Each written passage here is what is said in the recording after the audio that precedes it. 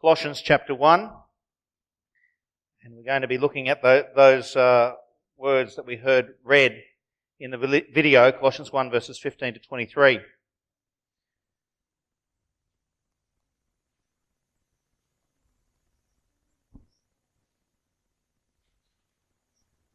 So have your finger there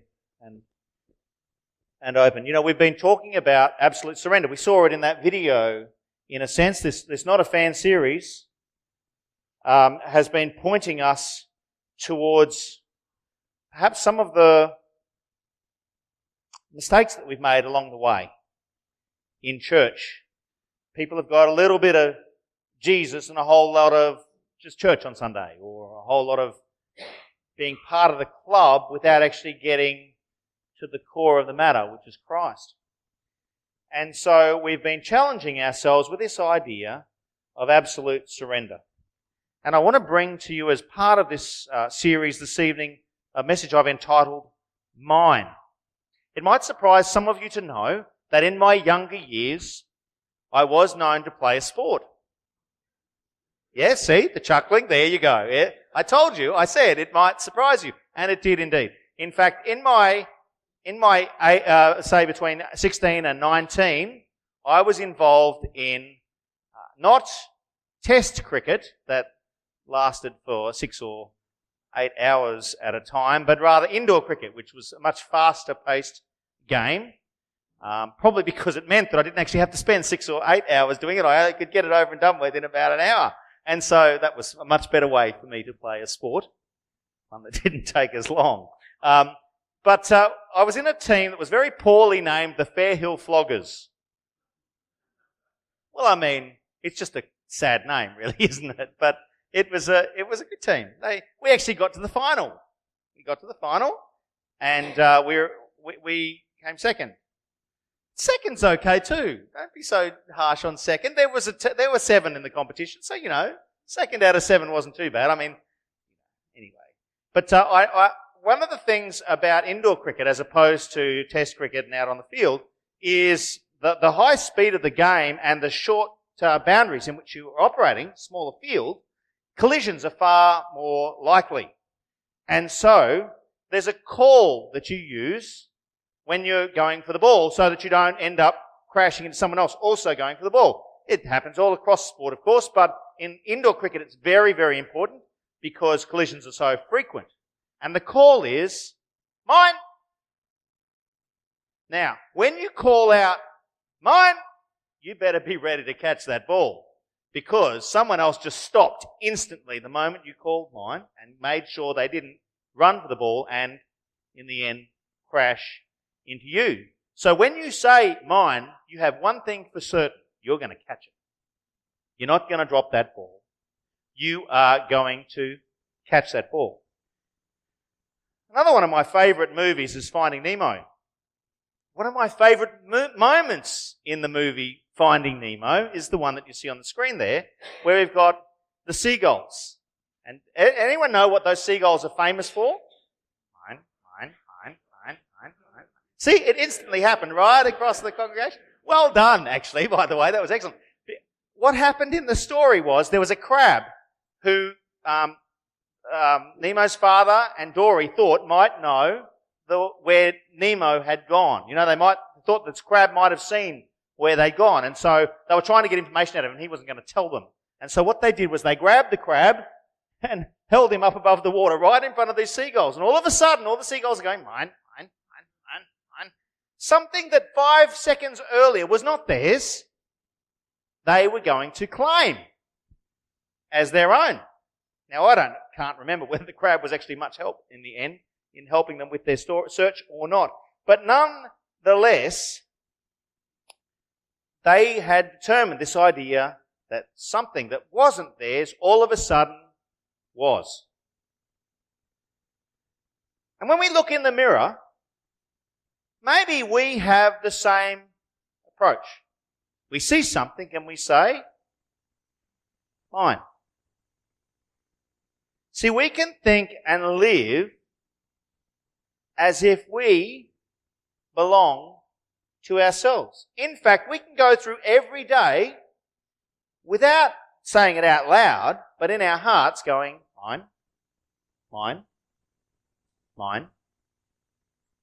And when someone interacts with us, we're like, mine. When someone wants something we don't want to give, we're like, mine. When someone asks us to do something we don't want to do, we're like, mine. And we can take a very solid control, can't we, of ourselves. It's a spirit of our age, really. Everywhere we look, the world is telling us we have rights. In fact, we've created this word called human rights, which isn't a bad thing, by the way, human rights. But we can create a very strong impression, even in the minds of believers, that it's mine. And so the question that I think we need to answer as we consider this journey of absolute surrender is, whose is it? Whose is it really? We're going to read Colossians chapter 1 verses 15 through to 23 again, because I think we need to hear these words. It says this: the Son is the image of the invisible God, the firstborn over all creation. For in him all things were created, things in heaven and on earth, visible and invisible, whether thrones or powers or rulers or authorities, all things have been created through him and for him. He is before all things, and in him all things hold together. And he is the head of the body, the church. He's the beginning and the firstborn from among the dead, so that in everything he might have the supremacy. For God was pleased to have all his fullness dwell in him, and through him to reconcile to himself all things, whether things on earth or things in heaven, by making peace through his blood shed on the cross. Once you were alienated from God and were enemies in your minds because of your evil behavior. But now he has reconciled you by Christ's physical body through death to present you holy in his sight, without blemish and free from accusation. If you continue in your faith, established and firm, and do not move from the hope held out in the gospel. This is the gospel that you heard, that has been proclaimed to every creature under heaven, and of which I, Paul, have become a servant. Let's ask God to speak to us through this passage. Lord, would you indeed open up your word, make it so real to us in our minds that we cannot escape the message that you have for us to take away this evening. We pray this by your Spirit, in Jesus' name. Amen. So there's a key point I want us to walk away with this evening, and it's this: because Christ has made us, and he has also bought us, he gets to decide daily what to do with us. He is Lord of us. Jesus can say, you are mine. Now I could just leave that on the screen and walk away, and we've got all that we need to know. But what I'm going to do is unpack it from the scriptures so that you can see that this statement is absolutely convincingly true. Let me say it again. Because Christ has made us and he has also bought us, he gets to decide daily what to do with us. He is Lord of us. Jesus can say to us, you are mine. And it's been laid out perfectly clear in advance for us. There's like a track saying this is how to understand this truth. And the first is this: we are his because he made us. When you make something, it's yours. Everyone say, when you make something, it's yours. When you make something, it's yours. In verse 15, we read this: the Son is the image of the invisible God, the firstborn over all creation. Now, as the apostle was writing this, he was actually addressing a heresy that had exposed itself in Colossae. And it was to do with this whole idea of ranks of angels. And it was kind of a little bit like buying into some of the alternate religions of the day and kind of bringing them into Christianity. And that there were ranks of angels and demons, and they were working their way up by finding a messenger who was more powerful. And Jesus was seen as being one of these elevated beings. And so when Paul writes here, he's actually addressing that issue. And the way he addresses it is by saying that he is the firstborn over all creation. Now, that might not immediately jump into your mind as saying, well, that addresses it. Because if you think firstborn of creation, you think, oh, so he, like the others, has come out of creation, right? Well, that's not what the meaning was from the Hebrew perspective. See, in the Hebrew culture, to be firstborn didn't necessarily, I mean, it does mean to be the first one born, but actually it was more about a title. And it was a title that gave with it a significant expectation. The expectation was to be the inheritor, the one who was to inherit the blessings of the family, to inherit the benefits of sonship. And there are lots of examples in the scripture of this, but in particular I want to point out to you just two. Jacob and Esau. Remember Jacob and Esau? Jacob actually swindled the inheritance out of his brother Esau. So even though Esau was firstborn, Jacob received the blessing. And we see another one. At the end of the book of Genesis, we see when Israel was going to die, and Joseph brought his sons, Ephraim and Manasseh.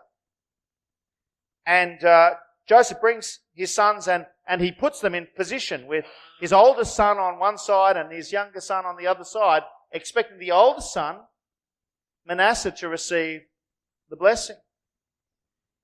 And what Israel does is he swaps his hands. He crosses his hands.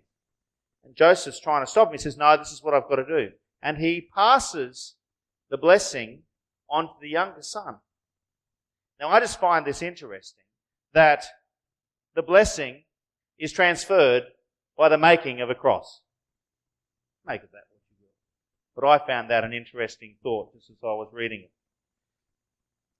You see, Jesus is the inheritor of all things because he made it.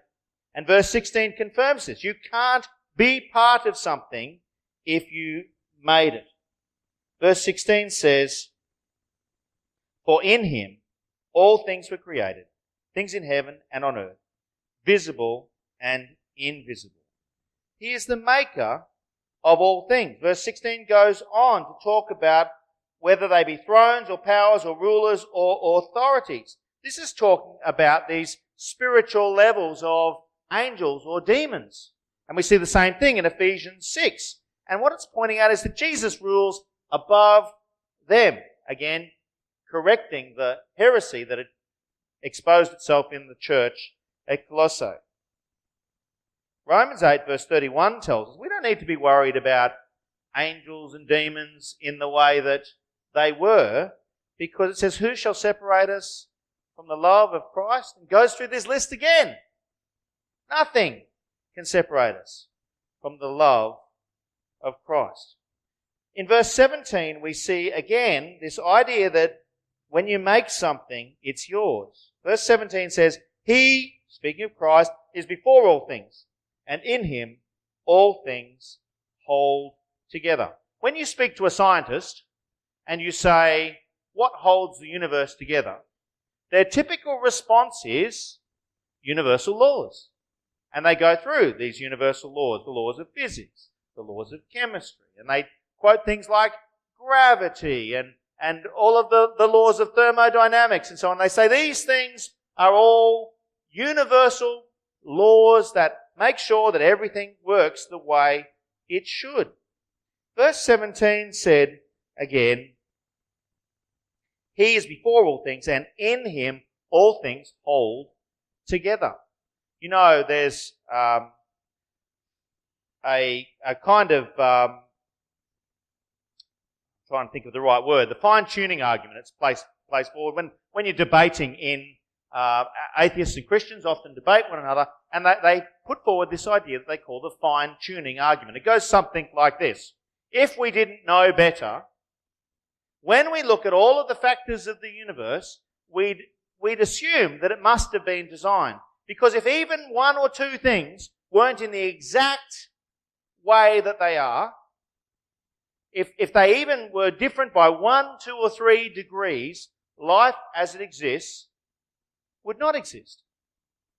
And in fact, the atheist Anthony Flew, who used to get involved in debates with Christians, came to this realization after many years, to the point where he didn't become a Christian, but he said, I have to abandon my atheism because the universe is such evidence of design that I can't continue to think that there wasn't a great mind behind it. Christ is the mind behind the laws that make the universe work. In 1 Peter 2, verse 9, I'll go there.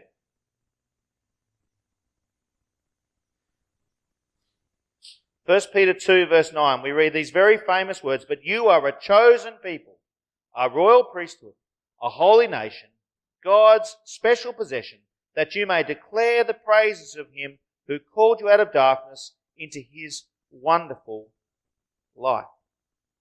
When I was young, we used to sing a song that actually said we were a royal priesthood, a chosen nation, a people belonging to God, that you may declare the praises of Him who called you out of darkness into His wonderful light.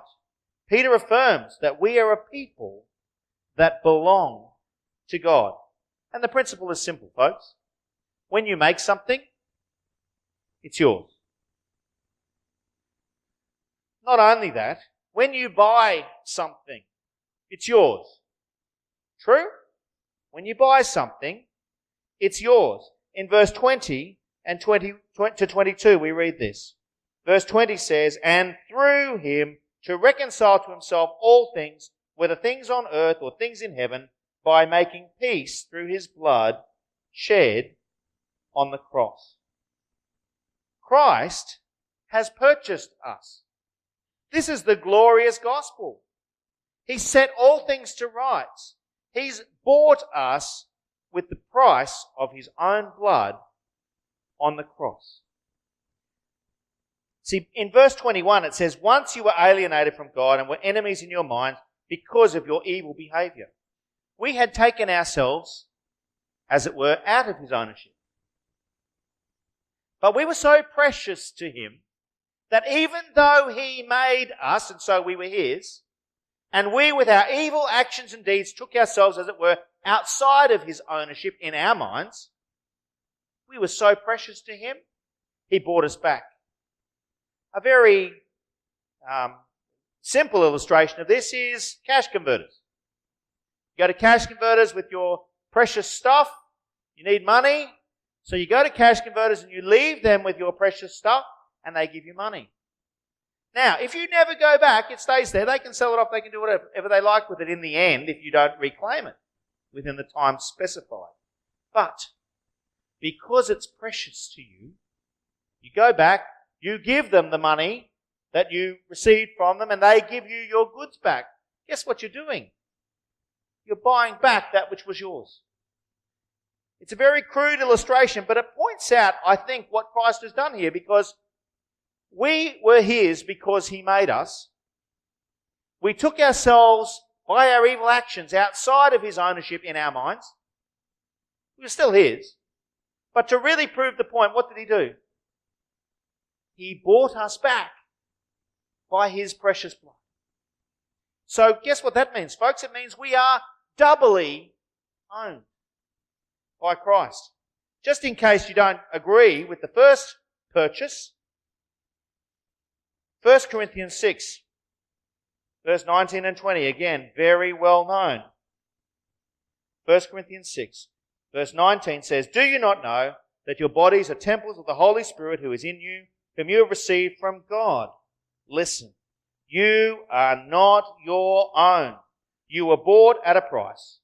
Therefore, honour God with your bodies." The Corinthian church had bought into the world's myth. When they looked in the mirror, they were saying, "Mine." They needed a reminder that they were doubly bought by Christ. Because when they looked in the mirror and they thought about the way they were going to use their bodies, they were using their bodies in an immoral way, they needed a reminder. You are not your own. You were bought with a price. And what was that price? The precious blood of Christ. In Colossians 2:8, there's a challenge to us. It says, "See that no one takes you captive through hollow and deceptive philosophy, which depends on human tradition and elemental spiritual forces of this world, rather than on Christ." See, this elemental philosophy that's out there in the world is the thing that says you have rights. Mine, when you look in the mirror. When you buy something, it's yours. And Colossians tells us that Jesus has bought it. And then the final point I want to make from this passage this morning is that when you belong to someone, you're theirs. When you belong to someone, you're theirs. Now, we like to use the word servant when we think about the way that we think we're servants of Christ. But actually, the word servant in the Scriptures is really the word slave. We typically don't like the word slave. We typically prefer to sanitize it and make it a more, oh, don't ask too much of me, God, kind of term. But the actual idea is that we are His slaves. Verse 22 makes it clear, though. It says, "But now He has reconciled you." Something has changed. When you belong to someone, you're theirs. And what is it that happens? Something changes. You see, verse 16, the second half of verse 16 makes it clear what's changed. "For in Him all things were created, things in heaven and on earth, visible and invisible, whether thrones or powers or rulers or authorities, all things have been created through Him and for Him." Something changes when we are doubly purchased by Christ. And it's a purpose in our lives. We are made for Him. In Revelation 4 verse 11, we read in the King James Version, "And for your pleasure they are created." Remember the song, "Thou art worthy, thou art worthy, thou art worthy, O Lord." Some might have sung that in your early years. "And for thy pleasure we are created." You see, we're actually created for Him. Verse 18 takes us a little bit further. It says, "And He is the head of the body, the church." And we all breathe a sigh of relief. Oh, that's all He's asking. Just that we let Christ be the head of the church. Oh, thank goodness we've got those elders. Right? Christ can be the head of the elders, right? Thank goodness we've got those deacons, right? Christ can be the head of the deacons. Phew! Oh, so glad it doesn't mean me. Right? Not at all. In 1 Corinthians 12, and there's a lot of links between Colossians and Corinthians here. In 1 Corinthians chapter 12, come on, put through.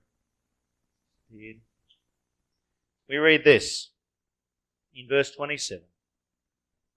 "Now you are the body of Christ, and each one of you is part of it." In some translations it says, "You are members one another of the body of Christ." You're right that Christ is the head of the body, the church. And you're right that Christ therefore is the head of the elders and the deacons. But the reason that he's the head of all of those things is because he's actually the head of all of us. You and me included.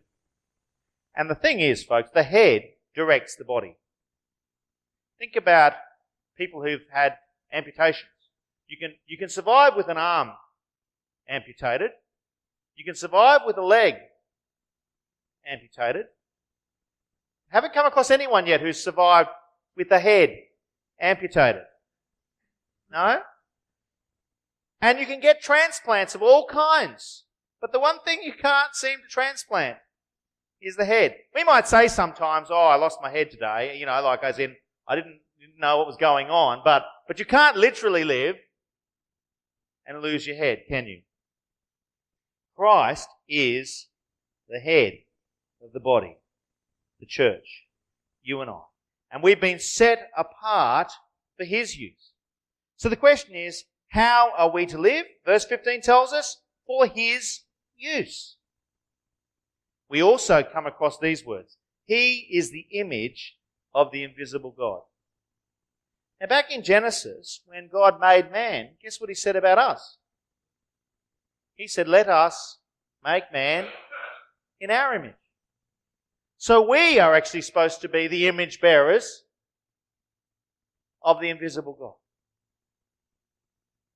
Jesus fixed what we corrupted. Adam marred the image of the invisible God, and each of us has too. And Jesus is called the second Adam. What does Romans 8 verse 29 tell he wants of us? To be conformed to his image. That's what Christ called for you and I. Because he made us, he owns us. Then he bought us. So he doubly owns us. And when you belong to someone, you're theirs.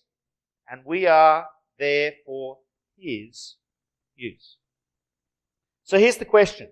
Do you live each day as if you are a doubly owned follower of Christ?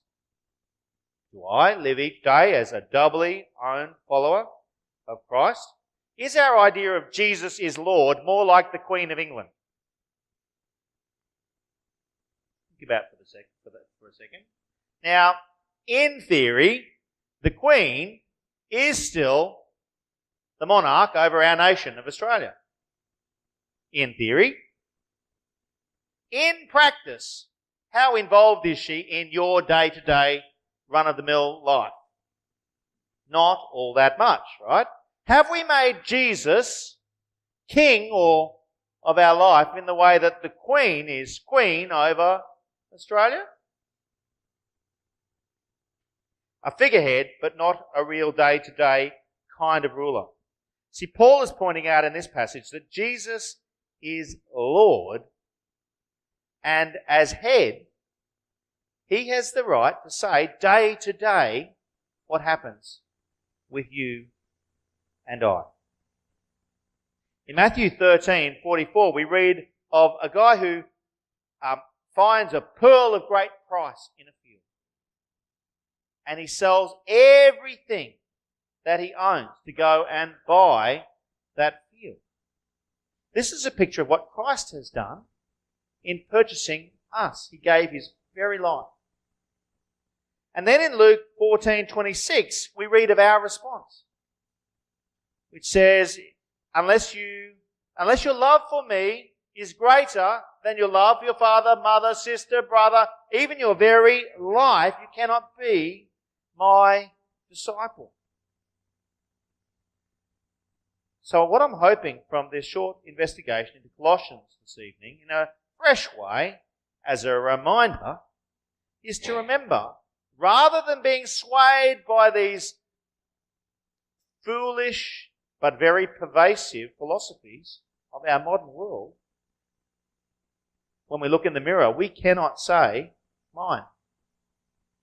Actually, Jesus looks at us and he says, you are mine. Because Christ has made us and He has also bought us.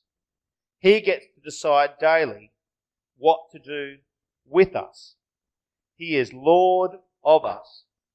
Jesus says, "You are mine."